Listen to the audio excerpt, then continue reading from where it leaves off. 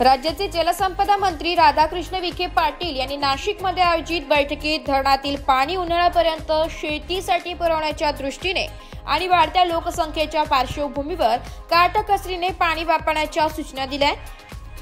ते म्हणाले की महानगरपालिका क्षेत्रात 7.2 TCM पाणी वापरले जाते, मात्र नदीपात्रात 65% शुद्ध पाणी प्रवाहित करणे अपेक्षित असून तसे होत नाहीये। त्यामुळे नदीपात्रात सोडल्या जाणाऱ्या पाण्याचे मीटरिंग करणे आवश्यक आहे।